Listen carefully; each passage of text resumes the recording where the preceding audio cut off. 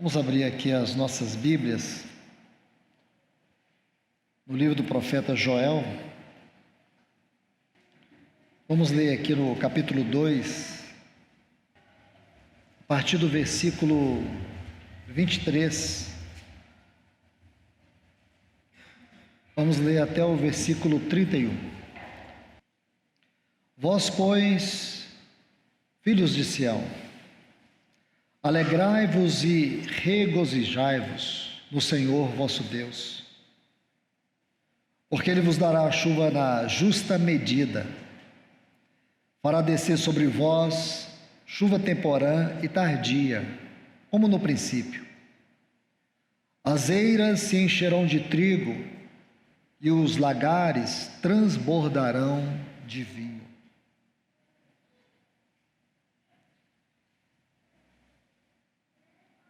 E azeite, e vos restituirei os anos que foram consumidos pelo gafanhoto voador, devorador, destruidor, cortador.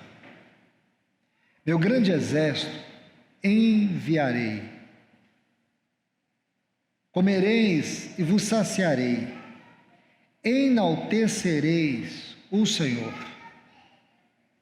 que fez maravilha para vós outros, e nunca mais meu povo será envergonhado.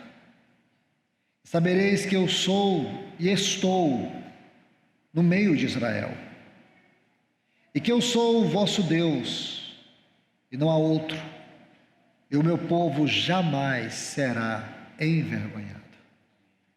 E depois disso derramarei meu espírito sobre toda a carne, e profetizarão os vossos filhos, as vossas filhas, os vossos anciãos.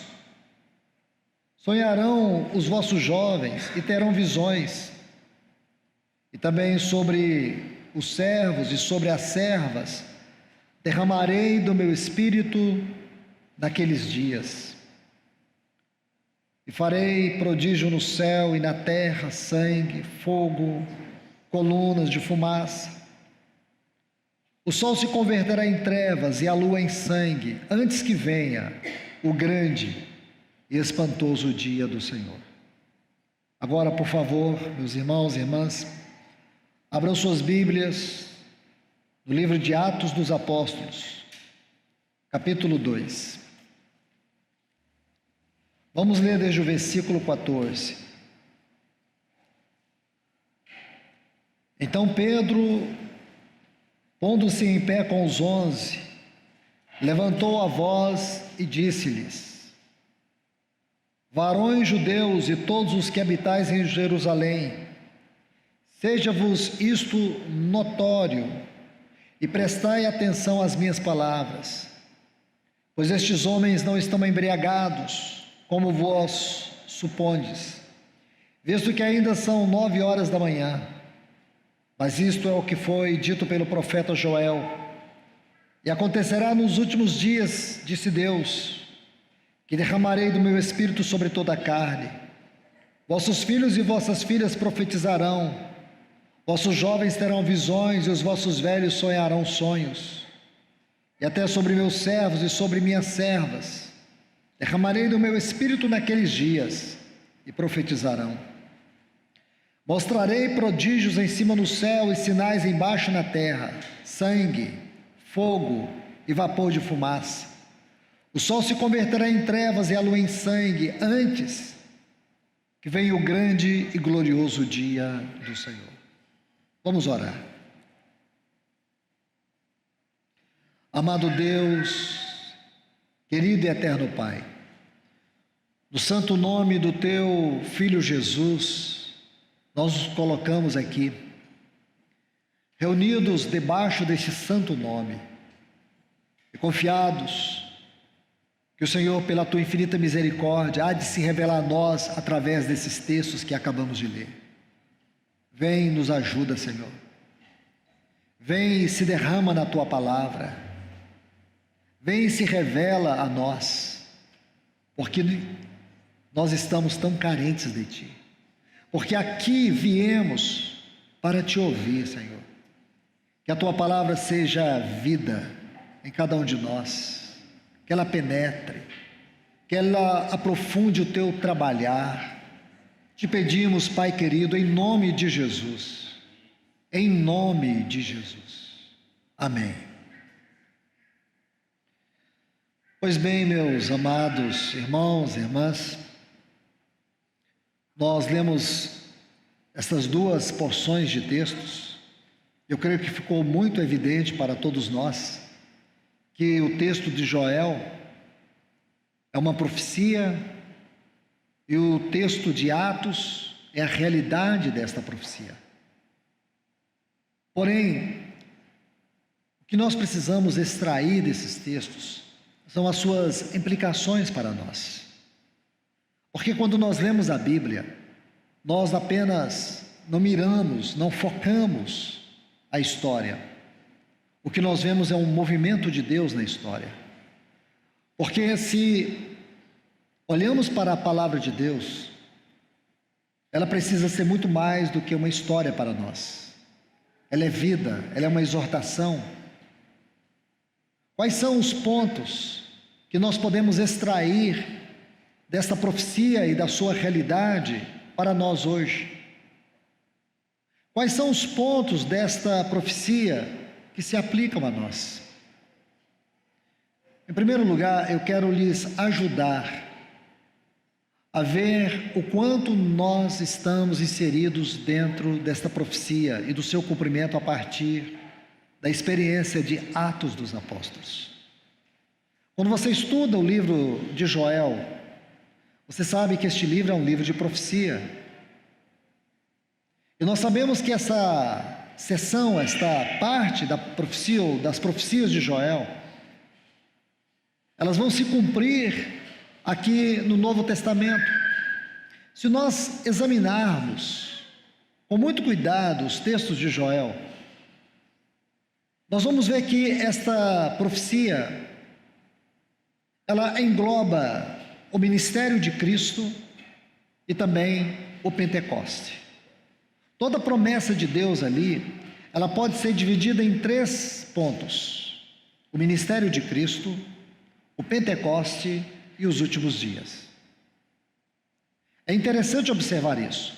Então, fazendo a leitura cuidadosamente, vocês vão perceber isto. O enfoque, a promessa de Deus que se cumpriu em Cristo, a promessa de Deus que se cumpriu no Pentecoste e a promessa de Deus que se cumprirá nos últimos dias. No livro de Joel, nós não vemos isto com clareza. Irmãos, nós nunca podemos interpretar nenhuma porção da Bíblia segundo a nossa imaginação, nem tampouco fazer afirmação doutrinária sem uma exposição bíblica. Porém, quando nós chegamos aqui no livro de Atos, nós vamos ver o cumprimento dessa profecia de Joel. E é importante observar que quando Pedro ele vai dar uma aplicação mostrando a realidade daquela profecia, no versículo 17, ele coloca a frase, nos últimos dias. Essa frase, ela já foi exaustivamente estudada pelos estudiosos, aqueles que se debruçaram em torno dos escritos sagrados, para nos ajudar a ver de maneira mais microscópica, com mais profundidade, o significado destes assuntos, destes temas. Amados irmãos e irmãs, essa frase últimos dias, ela é uma frase biblicamente significativa. Ela faz referência precisamente à última fase da obra de Deus. E qual é a última fase da obra de Deus? Com toda segurança, eu afirmo para os irmãos que a última fase da obra de Deus é aquele período que constitui a eminência da volta do nosso Senhor Jesus.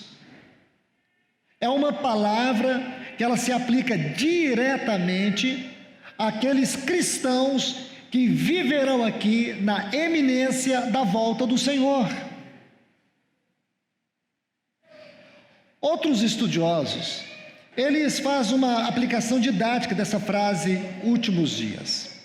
Eles fazem uma análise da seguinte forma: de Adão a Abraão são 2000 anos, de Abraão a Cristo mais 2000 anos, de Cristo a nós mais 2000 anos. Aí depois nós teremos o período de 1000 anos, que é o milênio, assim nós teremos 7000 anos. Então, meus irmãos, quando nós olhamos dessa forma, nós podemos entender que essa frase, últimos dias, ela pode também ser compreendida como esses 2000 anos, porque um dia para Deus é como 1000 anos. Porém, irmãos, nós estamos interpretando profecia. E é claro que se nós estudarmos esta frase que é apontada em Joel e apontada aqui, dia do Senhor, eu digo para vocês, irmãos, com toda segurança, começando por Isaías capítulo 2, até o livro de Malaquias, vocês vão encontrar em diversos livros da Bíblia.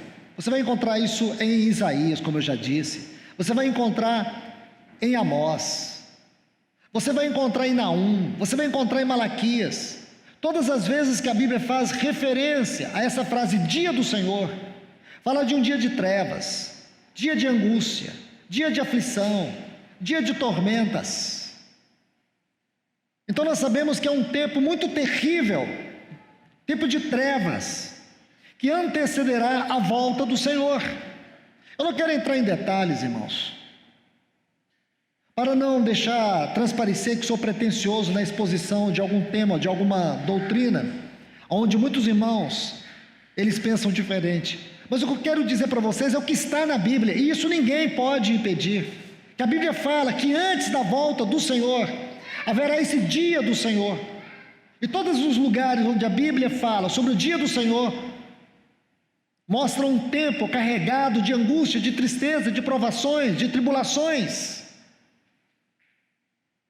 E nós sabemos muito bem que a palavra de Deus nos diz que nós não esperamos o dia do Senhor, nós esperamos o dia de Cristo.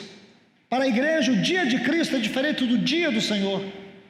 Porque quando a Bíblia fala do dia de Cristo, aí sim, irmãos, o dia de Cristo é um dia de alegria, é um dia de gozo.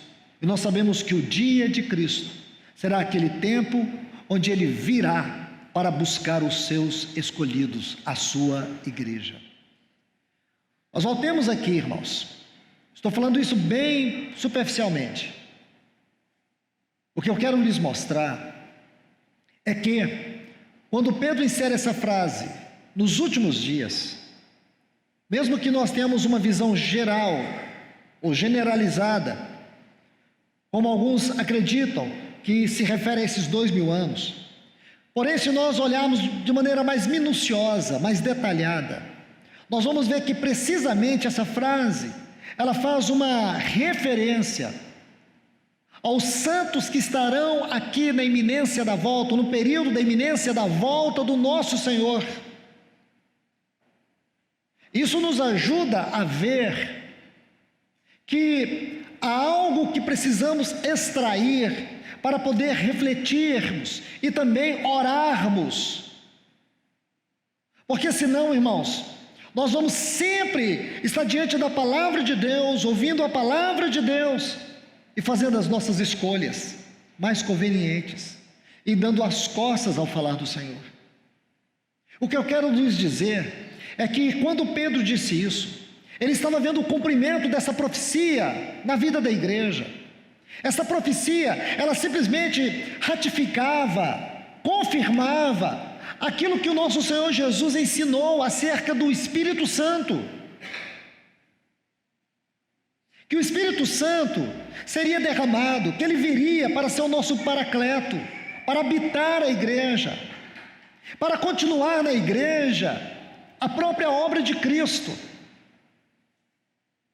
Porque os cristãos, aqueles cristãos primitivos, eles deveriam ser o testemunho de Cristo na terra. Eles não deveriam ser uma denominação, eles não deveriam ser um grupo denominacional, um grupo religioso. Eles deveriam ser o corpo de Cristo, o testemunho de Cristo, a realidade dos céus da terra. É isso que eles deveriam ser. Mas eu creio que todos aqueles que conhecem bem a história da igreja sabem que o inimigo sorrateiramente, sutilmente, ele perverteu a mensagem de Cristo. Ele batalhou para destruir a identidade da igreja, para perverter a sua vocação, o seu chamamento, para corromper a sua visão. Porém nós, irmãos, pela graça de Deus, somos uma geração que o Senhor tem escancarado os nossos olhos. Ele tem derramado uma torrente de colírio celestial para abrir os nossos olhos. Mas não é simplesmente para nos deixar orgulhosos por ver a verdade, mas para sermos esmagados pela verdade. Porque eu falo para os irmãos que eu não me sinto nem um pouco confortável pela visão da igreja, pela visão do corpo de Cristo. Eu não me sinto nem um pouco confortável pela mensagem da cruz, como muitos gostam de afirmar, a doutrina da cruz. Eu não me sinto nem um pouco confortável e creio que você não deveria se sentir. Nós deveríamos nos sentir desafiados por ver tanta verdade, por saber tanta verdade e não ser capaz de vivê-las dignamente. Por vivermos acomodados dentro dos nossos contextos de reuniões, nos sentimos separados dos demais irmãos dentro de uma cidade. Porém nós, irmãos, podemos ter uma visão celestial mais clara, mas porém a nossa luz de realidade é muito fraca. A nossa luz, a nossa experiência cristã como igreja é muito fraca. Nossa devoção é muito fraca. E aí nós parece que não queremos mudar. Vivemos de encontro em encontro, conferência em conferência, mas os avanços práticos são mínimos. Eu quero, irmãos, poder aqui nesses dias desafiá-los a insistirem, persistirem em uma busca profunda de uma realidade espiritual, baseado naquilo que o Senhor tem nos falado na sua palavra. Porque, irmãos, quando Pedro se levanta ali no meio daquela assembleia, quando Pedro se coloca para poder interpretar a profecia de Joel e trazê-la à realidade, ele estava vendo com os seus olhos o cumprimento das palavras do nosso Senhor. Nós vemos aqui no início desse capítulo 2 que o Espírito Santo ele foi derramado, ele veio agora habitar a igreja. O que nós temos, irmãos, de maneira congregacional, de evidência disso no nosso testemunho, na nossa vida, como congregação numa localidade? O que tudo isso tem nos impressionado, nos transformado? O que toda essa realidade da obra do Espírito Santo nesses últimos dias tem nos levado a uma percepção mais profunda da nossa necessidade espiritual? O que, irmãos? A obra do Espírito Santo, como ela está registrada no livro de Atos dos Apóstolos, tem implicado na nossa caminhada como assembleia local. O que, irmãos? A obra do Espírito Santo, o que esta obra tem sido realidade na minha vida pessoal, como homem, como esposo, como um pai, como um cristão? Então, quando nós vamos olhando para esta profecia de Pedro, porque aqui se torna uma profecia para nós, assim como Joel se tornou uma profecia para Pedro, para nós, as palavras de Pedro é uma profecia, porque estas palavras, elas apontam para o momento que nós estamos vivendo. Ou será, irmãos, que haverá uma outra geração após esta? Porque se haverá, a nossa responsabilidade é: o que nós estamos fazendo para deixar um legado para os nossos filhos, para os jovens? Que tipo de igreja nós estamos deixando, irmãos? Que tipo de exemplo, que tipo de devoção, vida devocional nós estamos deixando para as crianças? Será que nós estamos cientes do que o mundo está fazendo? Será que nós estamos percebendo o quanto as trevas estão consumindo esta geração?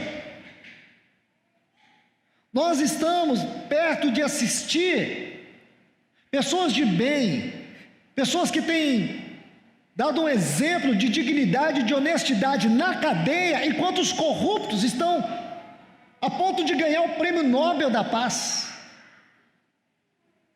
Eu li uma reportagem antes de ontem, até enviei para algumas pessoas, fazendo algumas colocações bíblicas, que um homossexual, um dos mais famosos aqui do Brasil, que eu quero evitar proferir o nome dele, ele foi apontado pela revista Times como uma das 10 pessoas mais influentes para a próxima geração de jovens.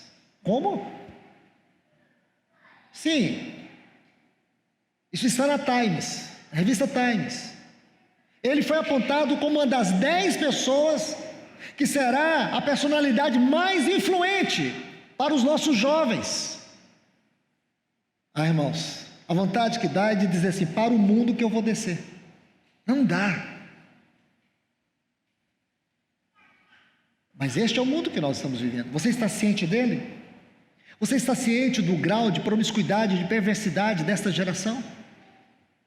Será que tem uma geração depois dessa, irmãos? Não acredito, irmãos. Eu posso estar redondamente enganado, mas eu não acredito que haverá uma outra geração. Eu não acredito, irmãos. Não é possível. Não é possível, porque a sensação que eu tenho é que se ressuscitasse a sociedade de Sodoma e Gomorra, eles se sentiriam envergonhados da nossa geração. Eu estava lendo uma reportagem também, antes de ontem, que o nosso país é o segundo país em violência infantil, estupros infantis, e o quarto em casamento infantil. Quarto. Eu pergunto para vocês: alguém aqui já viu algum documentário, alguma capa de revista falando disso? Nunca teve. Nunca teve, irmãos. Este é o mundo que eu e você está vivendo. Eu digo para vocês: o nosso Senhor virá, o nosso Senhor está vindo, não está longe, irmãos. Então é hora de nós, cada um, despir a sandália dos nossos pés e compreender esse chamado santo que Deus está fazendo nesta hora, para que nós venhamos viver todas as promessas, as bênçãos que Deus anela, que nós venhamos viver como igreja, para que sejamos o sal e a luz deste mundo. Mas nunca, irmãos, poderemos viver isso sem a obra do Espírito Santo, sem o trabalho do Espírito Santo, sem a habitação do Espírito Santo, sem compreender a sua obra hoje na nossa vida. É triste dizer, mas a igreja de hoje, ela insiste em viver um outro evangelho, um outro caminho. Permita-me citar um exemplo. Eu tenho citado esse exemplo em algumas oportunidades, mas volto a citar mais uma vez. Você se lembra de João Batista? Claro que se lembra. João Batista, ele foi chamado como o último profeta, e foi, porque ele foi o último profeta messiânico. Ele foi aquele que batizou Jesus. Atos 13 diz que quando ele cumpriu o seu ministério, foi exatamente quando ele batizou Jesus. João Batista deveria ter sido um discípulo de Cristo. Mas se você segue estudando a história de João Batista, aquele homem tão especial, tão espiritual, ele seguiu um caminho paralelo ao de Cristo. Chegou um momento que ele até duvidou que Jesus era o Cristo. E depois nós vemos João Batista precocemente ser decapitado. Nós temos, irmãos, às vezes, o mau costume de não refletir sobre certas porções delicadas da Bíblia. Essa é uma delas. Mas nós precisamos meditar. Por quê? Porque ele era um homem tão audacioso, ele era um homem tão corajoso. Que bênção João Batista seria na igreja. Irmãos, ninguém poderá ser uma bênção da igreja, por mais que tenha conhecimento, por mais consagração que tenha. Ninguém será uma bênção da igreja se traçar um caminho paralelo ao de Cristo. Nós precisamos de fazer um retorno urgente para o centro da vontade de Deus e decidir viver a vida da igreja segundo os padrões de Deus, não segundo os nossos padrões. Esta é uma lição séria que nós precisamos extrair para nós hoje, porque podemos estar vivendo um outro evangelho, e não o evangelho de Cristo, não o evangelho que a igreja primitiva viveu. Nós precisamos dar continuidade à história da igreja em Atos dos Apóstolos. Não é a história da nossa igreja, da nossa particularidade. Nós temos que ser a continuidade do ministério de Cristo na terra, porque nós somos o seu corpo, nós somos a sua igreja. E se somos a sua igreja, nós temos que ser a continuidade da história de Atos dos Apóstolos. Então, meus irmãos,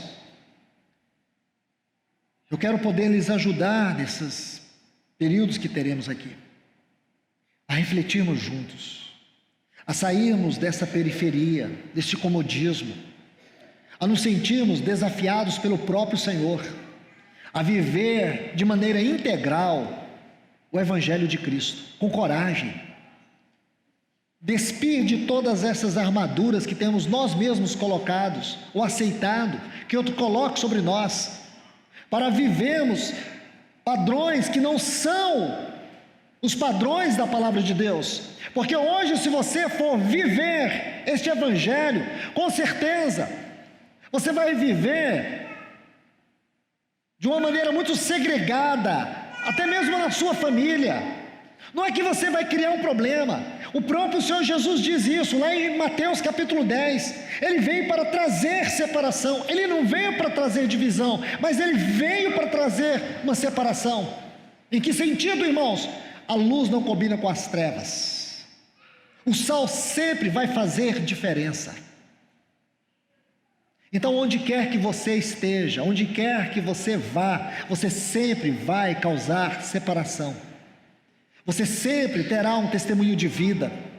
Você sempre terá a expressão da luz. E você precisa ter consciência disso. Porque do contrário, irmãos, nós vamos cair no comodismo.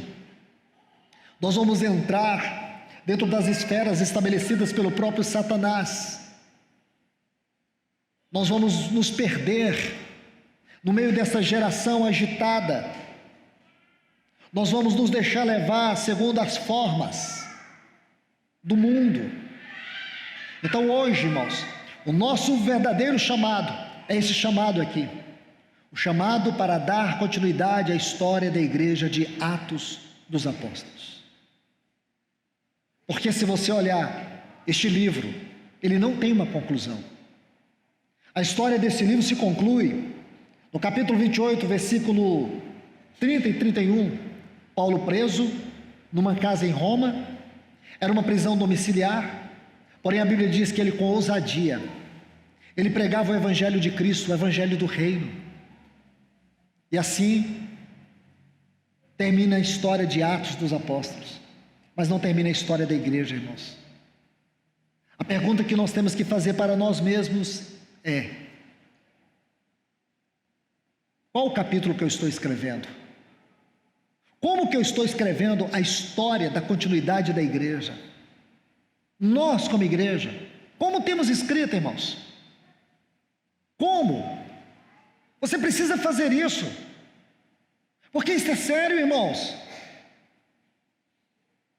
Nós precisamos examinar a nós mesmos na luz do Senhor e perguntar que tipo de capítulo nós estamos escrevendo da história no nosso contexto local. Será que nós podemos dizer, como está em Atos capítulo 2, versículos 42 a 46, quando diz que eles perseveravam na doutrina dos apóstolos, na comunhão, no partir do pão, das orações? Será que existe temor nos nossos corações quando nos reunimos? Será que o Senhor está fazendo prodígios por meio daqueles que Ele tem levantado para servir? Será que nós temos um espírito de comunidade, de cuidado, de mutualidade, de serviço uns aos outros? Será, irmãos? Pois era assim que eles viviam. Eles não viviam na prática do individualismo. Eles viviam na prática da comunidade, do cuidado, do amor, da fraternidade. Eles eram ousados.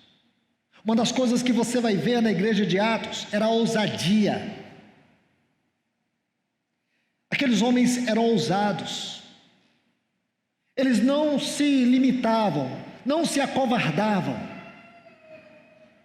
Eles pregavam o evangelho com ousadia. Eles não eram defensor da teologia, a graça fez tudo e nós não fazemos nada. Eles eram defensores da teologia, a graça fez tudo e nós temos que ter toda a responsabilidade. Eles equilibravam a graça e a responsabilidade. A igreja primitiva, irmãos, era uma igreja constituída de pessoas que, quando eles oravam, eles tocavam os céus. Eles tinham a prática da vida comunitária de oração. A oração não era um momento qualquer na igreja de Atos. A oração era um fundamento da igreja de Atos. E você vai ver essa igreja orando. Você vai para o capítulo 4, essa igreja está orando. Está clamando a Deus que liberte os seus servos, para que a palavra não ficasse retida. Quando você olha o capítulo 4, eles estão orando para Deus libertar os apóstolos da prisão. Não eram por causa dos apóstolos em si, é para que a palavra de Deus não ficasse retida. E o Senhor libertava os seus servos. Hoje as prisões são outras, irmãos. Hoje as prisões são mentais, mas elas são tão devastadoras como aquelas prisões antigas. E a igreja não ora. A igreja está morrendo porque a palavra está seca, está fria, monótona, sem vida. Mas a igreja não ora. Uma coisa que você vai perceber na igreja de Atos, isso está no capítulo 6, que a oração, ela ocorria antes da palavra. Havia uma entrega à oração e ao ministério da palavra. Eles oravam e a palavra vinha. Oração e palavra. Oração é uma joia perdida no meio da igreja. Nós perdemos a busca, a devoção pela oração, tanto pessoal como congregacional. Mas na igreja de Atos não. A oração precedia a palavra. Porque eles oravam, nunca faltava palavra na boca dos mestres e profetas. Nosso grande problema hoje, irmãos, não é falta da palavra. É a base da oração que está perdida. Olha o capítulo 12, irmãos. Ali nós temos uma outra oração poderosa que caracterizava a igreja de Atos. Pedro preso, Tiago havia acabado de ser executado. A igreja, temendo que Pedro fosse também executado, ela levantou um clamor. Um anjo desceu do céu, atravessou todas as paredes e portas daquele presídio, foi até onde Pedro estava e libertou a Pedro. O anjo libertou a Pedro, mas a oração libertou o anjo.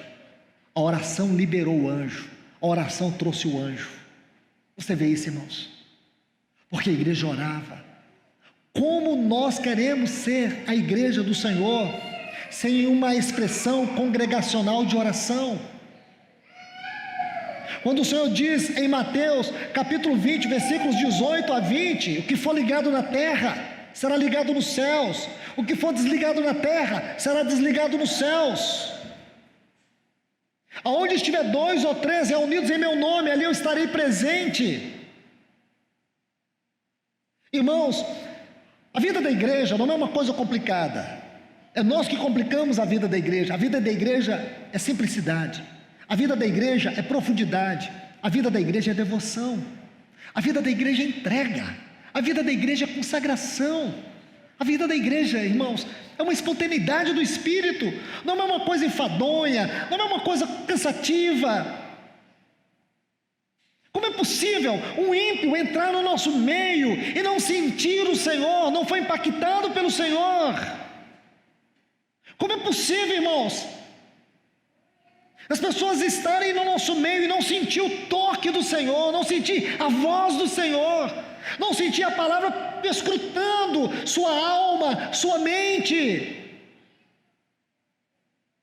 trazendo luz sobre os seus anelos afetados, corrompidos? Como é possível, irmãos? Nós não podemos nos conformar com isso. Nós temos que pedir: Senhor, Senhor, ajuda-nos a ser o teu testemunho, a ser a tua expressão. Senão, irmãos, nós vamos aceitar o limite, os padrões que o diabo tem colocado para nós, viver como igreja. Muita sabedoria, muito conhecimento, porém sem vida. Muita doutrina sem a prática. Muita doutrina sem a prática nos leva ao formalismo. Muita prática sem a doutrina nos leva ao sensacionalismo. O que o Senhor quer nos equilibrar. Porque aí sim, irmãos, aí nós podemos dizer que o Senhor prevaleceu. O Senhor prevaleceu. Quando você olha os capítulos 21 e 22 de Apocalipse, você vê lá a igreja gloriosa. Mas como será esta igreja gloriosa? O livro de Apocalipse vai nos mostrar como será esta igreja. Quando você lê os capítulos 2 e 3, isso é muito importante, você vai ver que a igreja é aquela que venceu. Ao vencedor, é aquela que vai vencer. É aquela que vai vencer o esfriamento do amor. A igreja gloriosa, ela será caracterizada por aquela igreja que vai vencer os sofrimentos. Porque é isso que você vê, a igreja de Éfeso, a igreja que esfriou no seu amor, a igreja que abandonou o seu amor, e ela venceu. Mas aqueles que vencerem, aqueles que não deixaram o amor esfriar, aqueles que amarem o Senhor acima de tudo, e a partir daí desenvolverem uma vida devocional com Ele, estes serão os vencedores, a igreja gloriosa. A igreja gloriosa, caracterizada pela igreja de Esmirna, é aquela igreja que vai entender o caminho de Deus no sofrimento. Sofrimento é uma maneira de Deus interpretar a si mesmo na nossa vida. Então, os vencedores da igreja gloriosa são aqueles que venceram por meio dos sofrimentos. Eles não abaixaram as suas armas por meio dos sofrimentos. A igreja gloriosa, ela será caracterizada também, vista pela igreja de Pérgamo, como aquela igreja que venceu o mundanismo, que não se permitiu enquadrar nos esquemas e padrões do mundo. Essa é a igreja gloriosa. Você quer saber como será a igreja gloriosa? Então aqui está a igreja que venceu o mundo. A igreja gloriosa também será caracterizada por aqueles que vencerem Tiatira. O que caracteriza Tiatira? Idolatria. Idolatria. Quantas idolatrias nós temos, irmãos? Quantos ídolos nós carregamos? Ídolo não é simplesmente ter uma imagem na parede. Ídolo é uma idolatria, uma condição do nosso coração, dos nossos afetos. É tudo aquilo que rouba o lugar de Deus na nossa vida, é idolatria. Tudo que toma a primazia de Cristo na nossa vida é ídolo. Então, se queremos fazer parte desta igreja gloriosa, temos aqui um aspecto muito importante, o quarto aspecto: vencer a idolatria como uma condição dos nossos afetos, do nosso coração. Uma outra característica da igreja gloriosa, que é revelado para nós no capítulo 21 e 22 de Apocalipse, aquela cidade nupcial, nós podemos encontrar na igreja de Sardes, uma igreja que tem realidade espiritual. A igreja de Sardes, ali tem uma mensagem. Ela tinha a aparência de uma igreja que tinha vida, mas estava morta. A sua condição exterior era de uma igreja viva, mas a sua condição interior, a sua realidade interior era apostasia, era morte. Esta é a igreja de Sardes. Mas o que significa fazer parte da igreja gloriosa? Significa ter realidade, ter plenitude espiritual. A condição exterior e a condição interior tem que ser uma condição só. Nós precisamos revelar na nossa face o que está no nosso interior. Nós não podemos ser cristãos de aparência. Nós temos que deixar que o Senhor peleje contra nós com a espada do seu Espírito, que ela penetre, e no nosso interior nós tenhamos verdadeira realidade espiritual. Aí nós vamos ver mais uma característica da igreja gloriosa em Laodiceia. A exortação do Senhor à igreja de Laodiceia é o orgulho espiritual. Nós sabemos que Laodiceia foi uma das igrejas que recebeu, dentro daquele contexto, daquelas cartas da profundidade espiritual e das insondáveis riquezas de Cristo. Que cartas são essas? As cartas da prisão de Paulo, como Éfeso, como Colossenses, como Filemão, 1 e 2 Timóteo. Laodiceia era uma dessas. Paulo escreveu uma carta para Laodiceia e aqueles irmãos perderam aquela carta. Por que perderam? Porque não levaram os encargos, as demandas e a palavra do Senhor como prioridade nas suas vidas.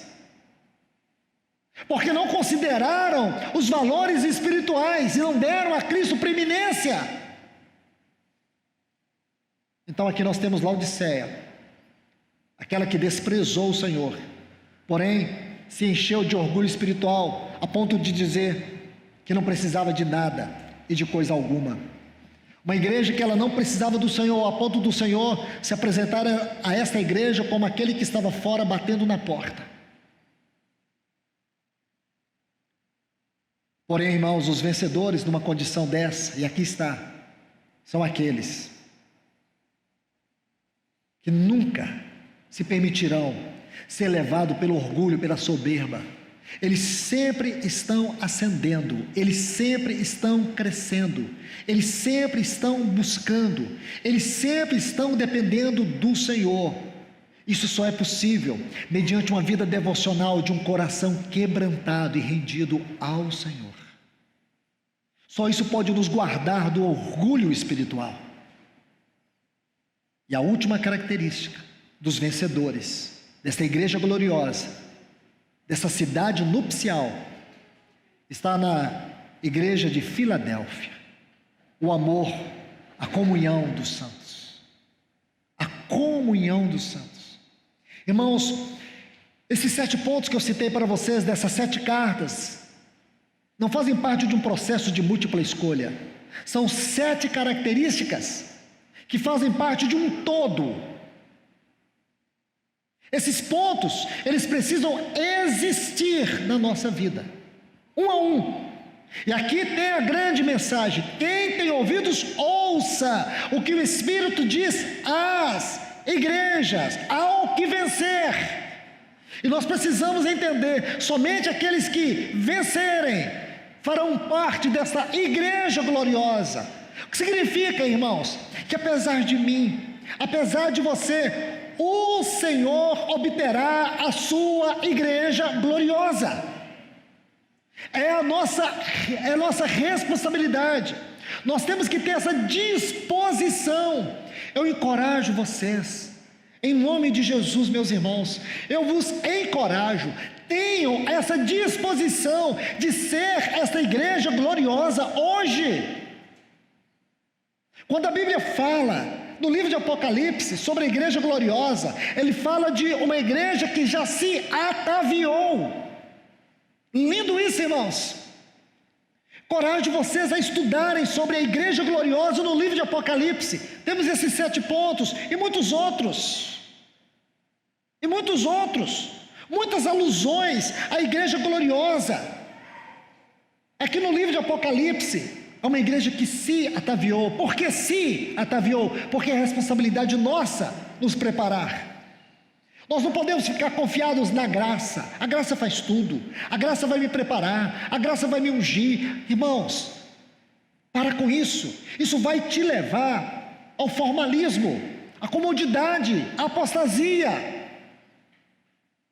Nós precisamos lembrar do texto de Paulo de 1 Coríntios, capítulo 9, versículos 24 a 27. Quando ele faz alusão aos atletas que se disciplinam com o propósito de alcançar uma coroa corruptível. Nós, pelo contrário, nos esforçamos, lutamos, esmurramos nosso corpo para alcançar uma coroa incorruptível. Ele diz, irmãos, eu luto, não desferindo golpes no ar. Eu esmurro meu corpo, para que, tendo pregado a outros, não venha eu mesmo ser reprovado. Nós temos responsabilidade, irmãos. Combater o bom combate, concluir a carreira, preservar a fé.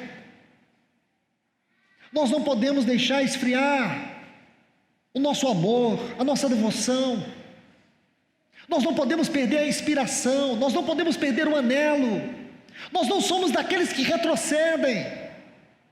Nós não podemos nos acostumar com a palavra, nós não podemos nos acostumar com o mover de Deus, nós não podemos nos acostumar com o maná. A cada tempo, a cada fase, a cada período, Deus tem algo novo para a nossa vida.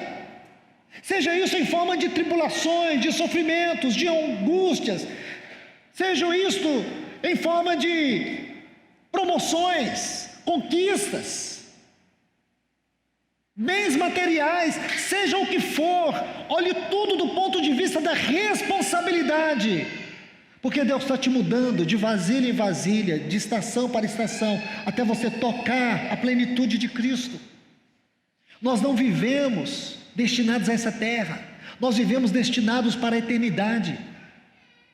Nós somos chamados para a eternidade.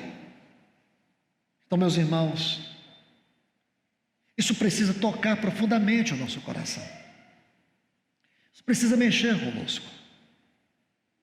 Eu quero encerrar por aqui, mas na próxima palavra, se o Senhor nos permitir, nós vamos entrar um pouco sobre a obra do Espírito Santo no ministério de Cristo, no livro de Atos e na nossa experiência. Quais são as suas implicações? Que o Senhor nos ajude, irmãos. Que o Senhor nos ajude, que o Senhor nos socorra. Que o Senhor possa nos abençoar. Vamos orar. Pai, em nome de Jesus, nós te louvamos e te agradecemos pela tua palavra. Amado Deus, fale ao nosso coração, Senhor. Toque a tua trombeta dentro de nós, para que possamos acordar e nos despertar e compreender por que o Senhor nos reuniu nesta hora, neste lugar, para nos falar a tua palavra. Nós não estamos aqui como meros ouvintes, Este povo que está aqui é um povo que quer o Senhor, é um povo que o Senhor busca, é um povo que o Senhor está atraindo. Abra os nossos olhos e nos mostre que o Senhor está nos atraindo nesta hora, para que nós possamos ver o zelo, o ciúme do Teu Espírito por nós, o anelo do Teu Espírito por nós. Ajude-nos, nós te pedimos em nome de Jesus, ajude-nos, amém.